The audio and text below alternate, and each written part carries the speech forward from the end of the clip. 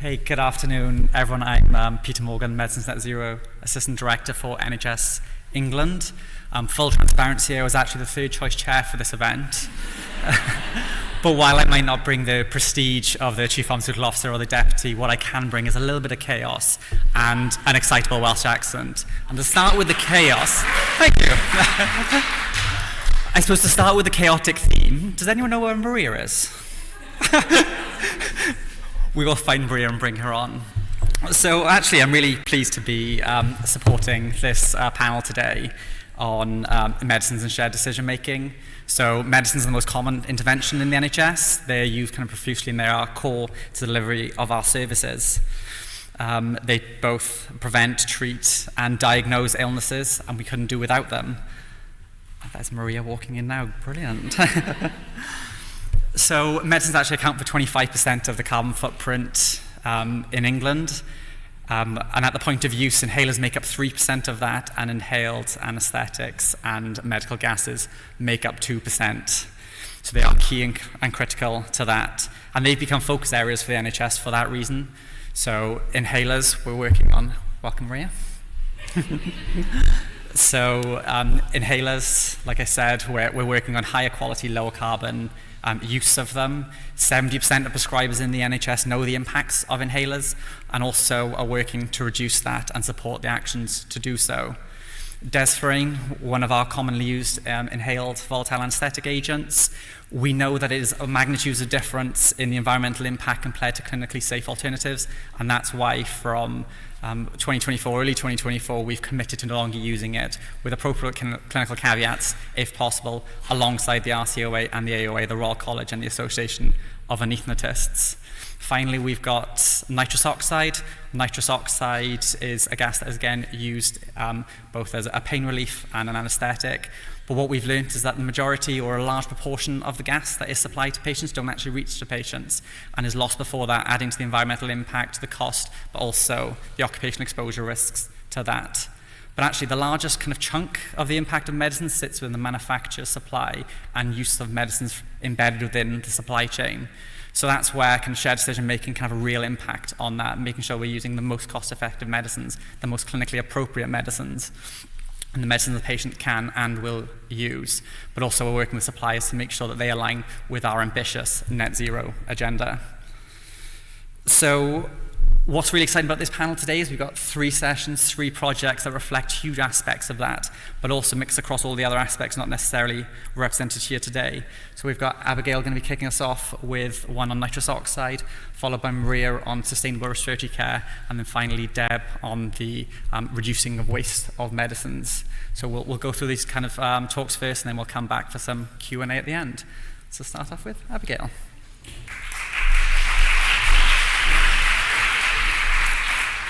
Hello, good afternoon everyone. My name's Abby. I'm one of the anaesthetic trainees from the southwest of England, and I'm going to be talking to you about how we got rid of nitrous oxide in our hospital. So, just to make sure that you haven't slipped into a post-chocolate and courgette brownie slump, can I have a show of hands? Who thinks that nitrous oxide has a higher global warming potential than carbon dioxide? Amazing, I can tell I'm in a sustainability conference. So it's actually got a 300 times the size global warming potential of carbon dioxide. So it's quite a lot, and it's bad news for our environment. So nitrous oxide is sort of historically stored in hospitals using a nitrous oxide manifold, which is shown on the screen there. And just in case it fails for whatever reason, we also have a backup manifold, because that's how we do things. But we have shown that at least as much as delivered to patients, if not more, is leaked to the atmosphere rather than going to patient care. But hey, this is the NHS. We can cope with a bit of waste, can't we? And it's an essential gas, isn't it? Well, actually, no. Nitrous oxide is not an emergency gas, and it never needs to be used in an emergency. And its use in anaesthetic practice is becoming something that I had to learn about for my primary FRCA rather than I have to do in my actual day-to-day practice. So we rarely use this damaging gas, and we needed to do something about how we store it. So in my local trust, we do about So I've used paediatric anaesthesia as my example here because that's one of the small areas that nitrous oxide might still be used. So the blue line is our delivery of nitrous oxide per annum. I don't know why there's a peak in the middle. My husband asked me and I said, I don't know, this is just how things go. But the orange line at the bottom is assuming that for every one of our 1,200 paediatric anaesthetic cases we do a nitrous oxide-based gas induction with high flows. And if any of you are anaesthetists, you know that that's definitely not the case. And when we interrogated our department further, we found out that about 50% weren't using nitrous oxide at all, and the remaining 50% were only using it about once or twice a month. So we got 4.6 million litres of this stuff in 1 year, and we're using hardly any of it. And it also cost the trust about £500,000, which if you're trying to get sustainability stuff across, then that's quite a big incentive. So something had to be done. So we formed a nitrous oxide working party, which was formed of us, the estates department, engineers, and the gas porters. And in May 2022, we mandated that this manifold needed to be decommissioned. There was then about 9 months worth of faffery that needed to be done, sort of a new standard operating procedure of how we're going to use the size E cylinders, and a risk assessment and acquisition of the new equipment. And if anyone's ever tried to procure anything in the NHS, you know there's at least a 4-month delay for the company to send you the right stuff. So in February, we were ready to go. We trained 100 members of our department in just 3 weeks using the T-trolley training method, which is where we deliver sessions to the anaesthetic room, bump you from theatre, so we look after your patient whilst delivering you some care. Delivering you some teaching. March, we piloted this scheme, and then in May this year, we successfully decommissioned the cylinder manifold. So that's it, really. This is a picture of my colleague teaching another one of my colleagues how to use the new portable size E cylinders. And interestingly, one of these cylinders, I just looked it up on the BOC website, they cost about £89. We've now got 6 in the hospital. I'm not an economist, and I'm not particularly brilliant at maths, but that turns out to be about £550. So we've taken a cost of £500,000 and made it £550. In my maths, that's pretty good. So we'll save questions for the end. Apart from why is that man holding the gas mask upside down? Again, I don't know.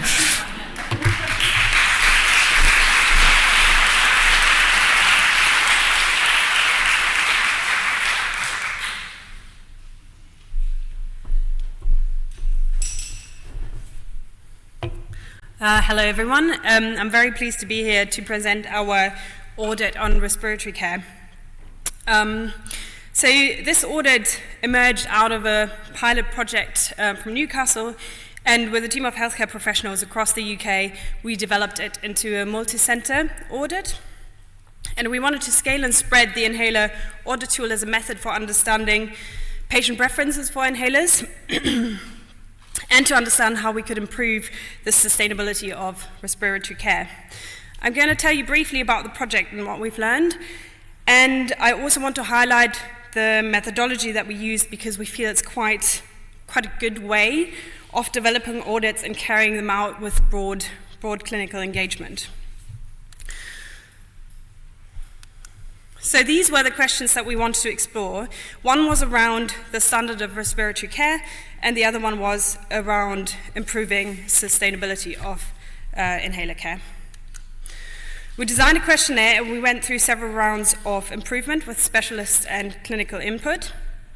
We then recruited sites across the UK to complete the questionnaire on inpatient wards, and we ran a couple of webinars to explain the audit to participants and receive feedback on the questionnaire, which we then used to make it more understandable and easier to use.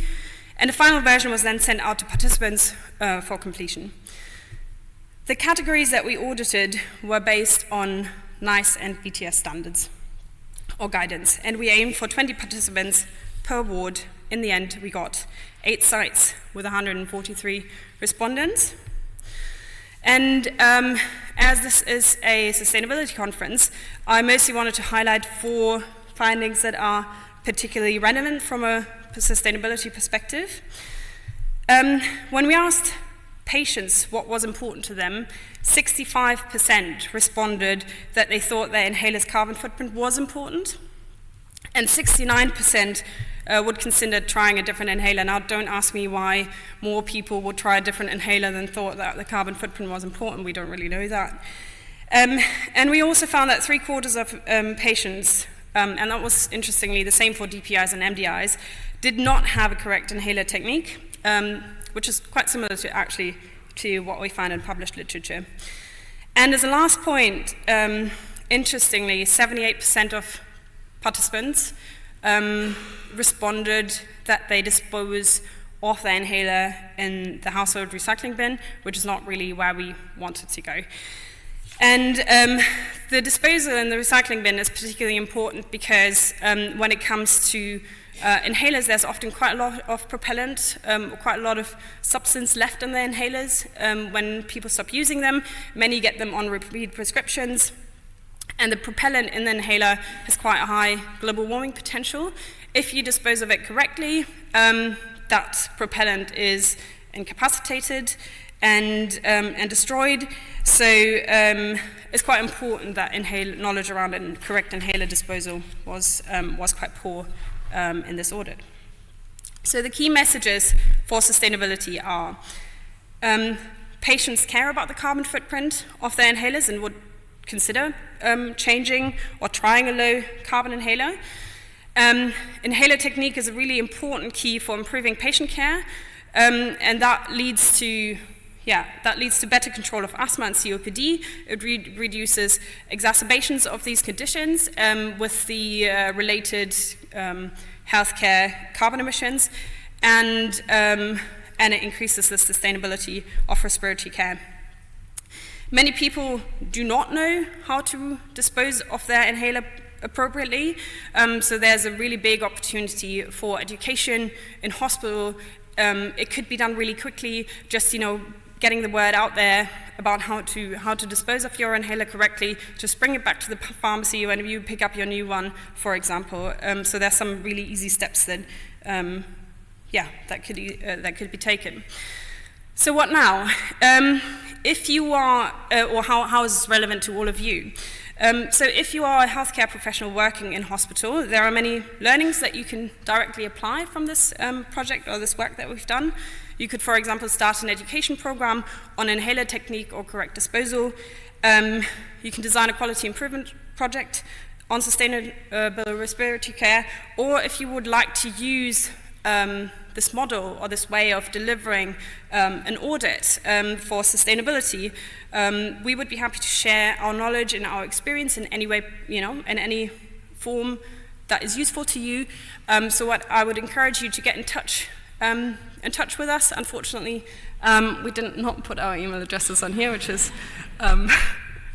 quite bad. But I'll try to get it out there. If you're listening online, I'll try to get the email address across from the conference. And please come find me if you're here in person, and we can go through some of the details. Thank you.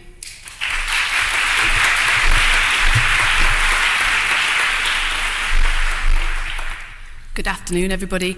My name's Deb Gompertz, and I'm a GP with an extended role in frailty and complex care from South Somerset. So what does that mean? That means that I'm a GP and I work for a primary care network with 5 surgeries, and I work very much in the community with district nurses, voluntary sector. I work with the acute trust. I work basically across all the organisations. Show me your meds. The biggest waste of medication are those medications that are prescribed but never used.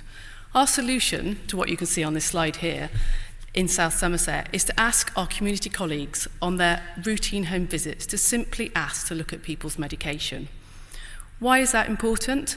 In our first pilot that we did, everybody, apart from one person, had had a structured medication review in the previous year that had not picked up the fact that these people were not taking their medications. I'm hoping to inspire you all this afternoon that by the end of this very short talk, this is something that you're all going to want to do, not feel you should do or have to do, to improve individualised patient care, save resources for the NHS, and have a positive impact on the environment. So in 2021, we spent 3 months looking at our patients in complex care and frailty. So one in 4 people were not taking their medication as prescribed. So the first 40 people that we identified, there were over 1,000 individual prescription months of medication that we brought out of people's homes. That's quite a lot. And I just want to stop here and think, because Google tells me that there's 1,250 primary care networks across the country.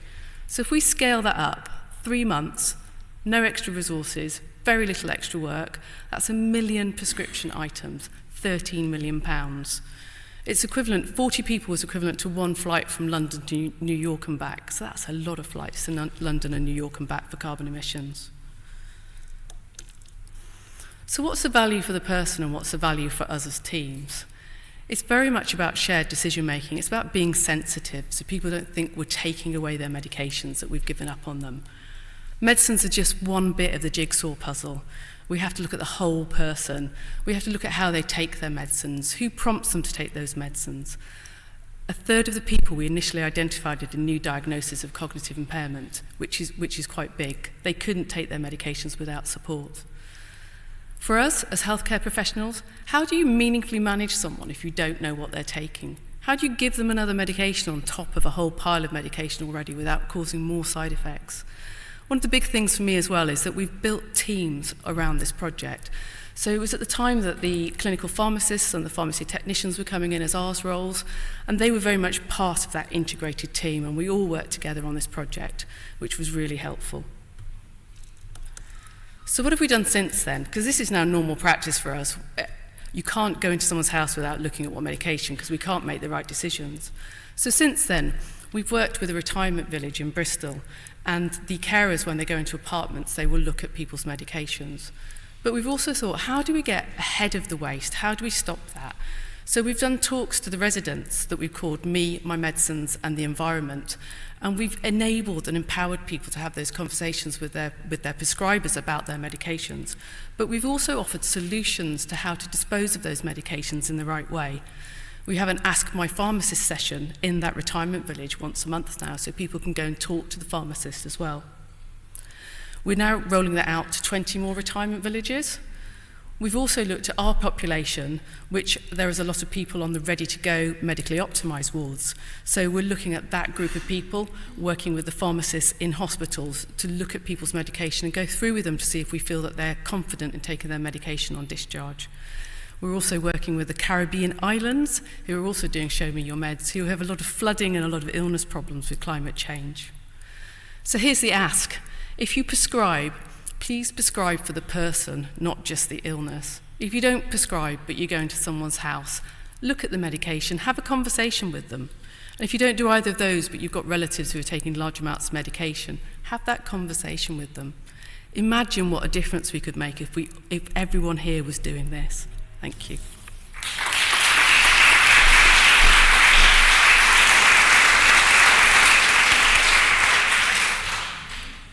Thank you very much to all of the 3 presenters there, and I think you can all agree that diversity in the different projects we have here, with that simple common aim of reducing down the environmental impacts of the medicines that we use for our patients, but all those co-benefits that come along with it, better inpatient care and reducing cost, I think is really inspirational.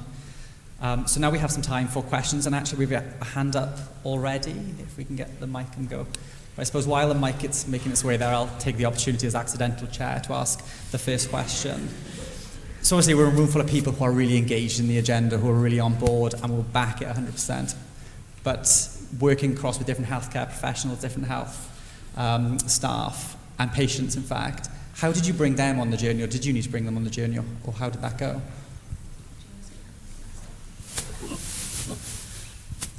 We had the most amazing clinical pharmacist and pharmacy technician who were really engaged and wanted to work with us. And because they were working across the primary care network, it was a way of building relationships within those teams. They were keen to visit, they were completely on board with it, and they could see the benefit for patients and people, which is why I think they were so engaged with it.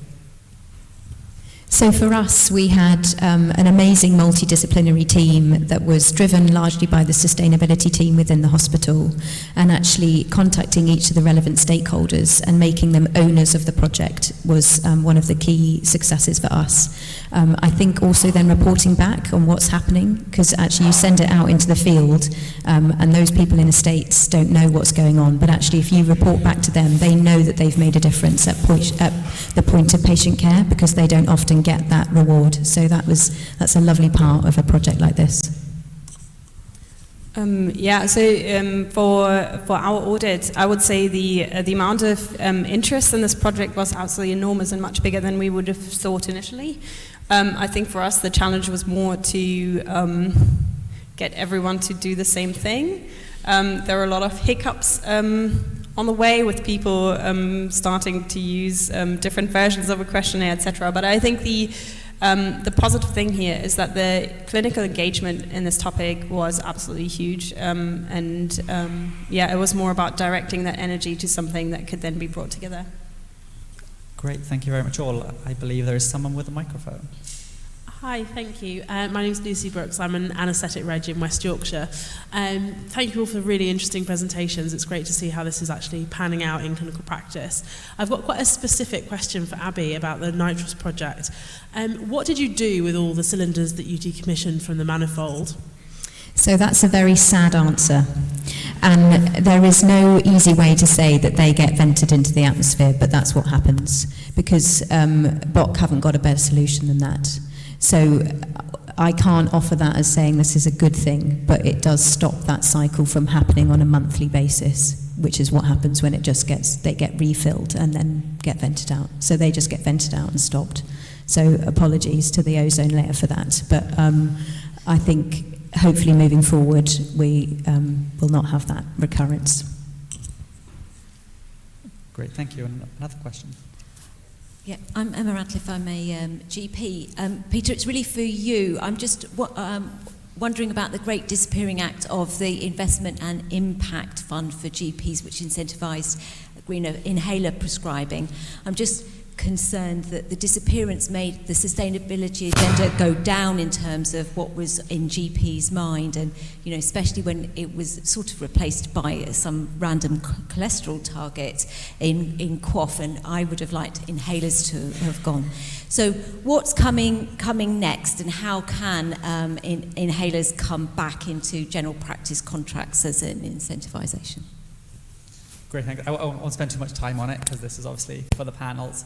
But I think it's just worth saying that the reduction in the indicators in the IAF were because of the pressure that was felt in the system, and it had to reflect that going forward, making sure there is appropriate time for access and all of the resources being shared into the appropriate areas at the time. It wasn't that the policy or the indicators were stopped. It is still a priority for the NHS, and we're working across the system to try to do that. We know there's really good practice, and Emma, I know yourself, is doing really good practice, and we can see it on our dashboards. So it's now looking at how we use that energy, how we use the energy in this room to share the good practice and support others to do the same. Thanks, Alpha.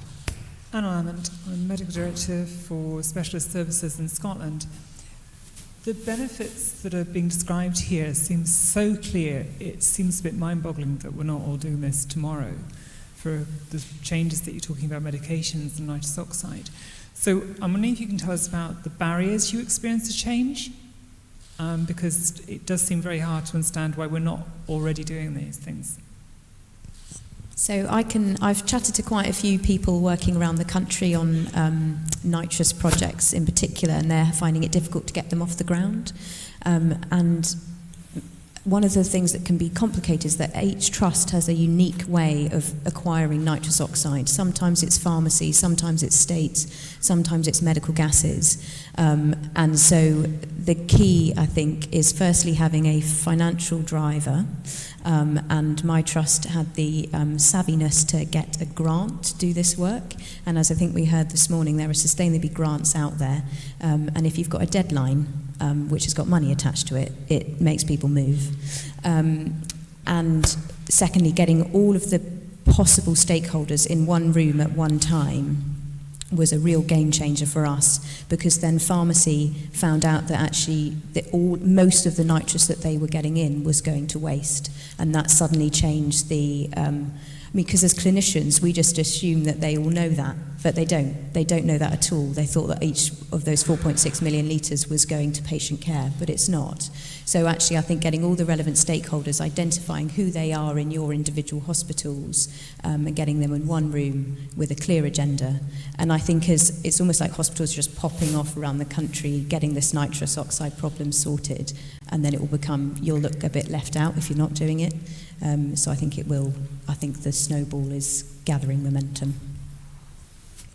Great, thanks, Deb.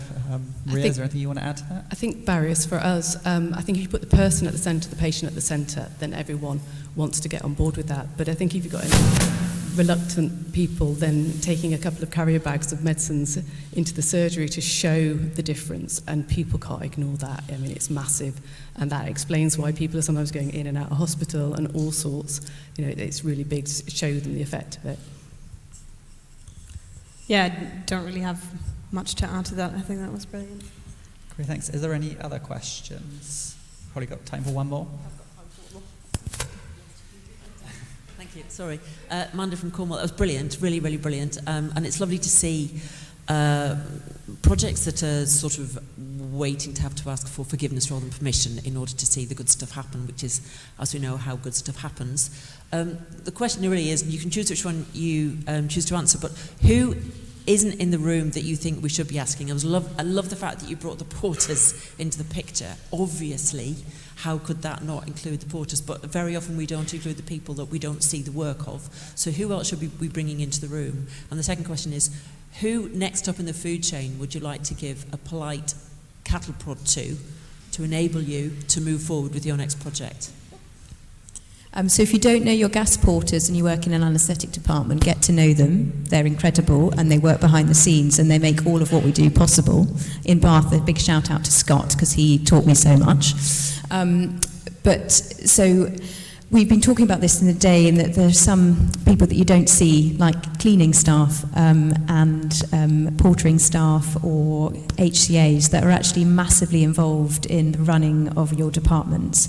So and I chatted to the whole theatre team to inform that this change was coming, and making people a stakeholder in a thing that's happening in their department is the biggest way for it to be a success. Sustainability just doesn't work if people's behaviours aren't on board.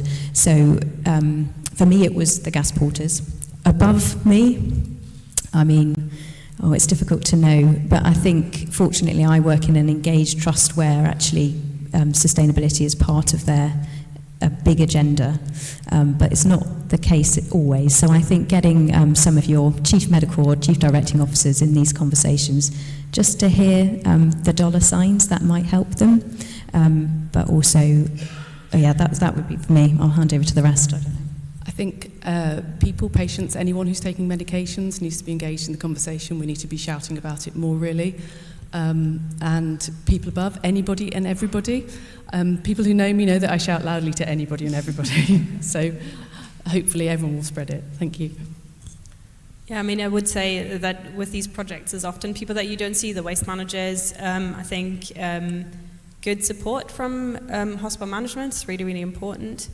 There are lots of really tricky barriers, and I think it would be really interesting if those barriers of implementing sustainability projects were actually maybe qualitatively assessed at some point. If anyone wants to do that, that would be amazing.